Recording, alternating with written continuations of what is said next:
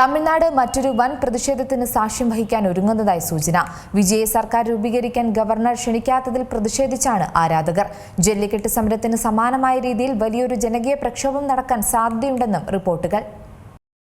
തിരഞ്ഞെടുപ്പിന് പിന്നാലെ തമിഴ്നാട്ടിൽ സർക്കാർ രൂപീകരിക്കാനുള്ള ചർച്ചകൾ നടക്കുകയാണ്.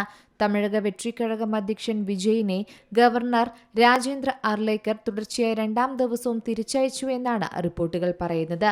കേവല ഭൂരിപക്ഷം തെളിയിക്കുന്നതിനായി 118 MLA-മാരുടെ ഒപ്പുകൾ ശേഖരിച്ചു വരാനാണ് ഗവർണർ ആവശ്യപ്പെട്ടിരിക്കുന്നത്.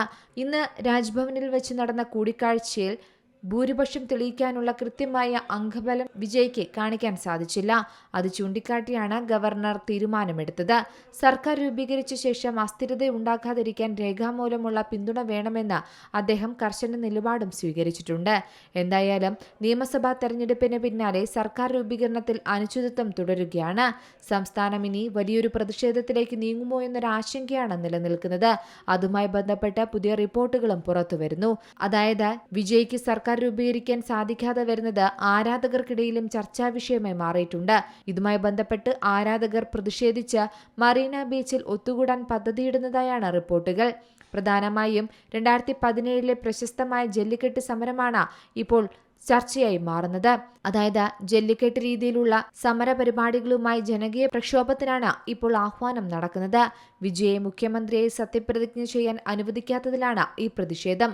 ആയിരക്കണക്കിന് പോസ്റ്റുകളാണ് ഇപ്പോഴേ സോഷ്യൽ മീഡിയയിൽ പ്രചരിക്കുന്നതും.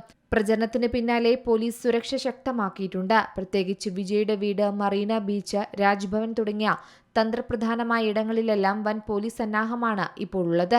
ഔദ്യോഗികമായി TVK നേതൃത്വം ആഹ്വാനം നൽകിയിട്ടില്ലെങ്കിലും ആരാധകർ സ്വമേധയാ സംഘടിപ്പിക്കാനുള്ള സാധ്യതയാണ് ഇപ്പോൾ പോലീസിനെ കൂടുതൽ ആശങ്കയിലേക്ക് തള്ളിവിടുന്നത്. എന്തായാലും ഇതിൽ വിജയുടെ നിലപാടും പ്രധാനപ്പെട്ടതാണ്.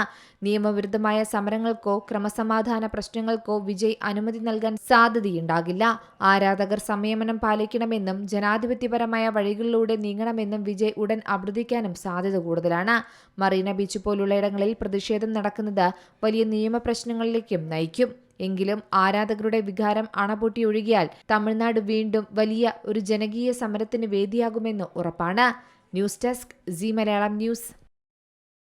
ഏറ്റവും പുതിയ വാർത്തകളും വിശേഷങ്ങളും വിരൽത്തുമ്പിലറിയാൻ സീ മലയാളം ന്യൂസ് എല്ലാ ഡിജിറ്റൽ പ്ലാറ്റ്ഫോമുകളിലും ലഭ്യം.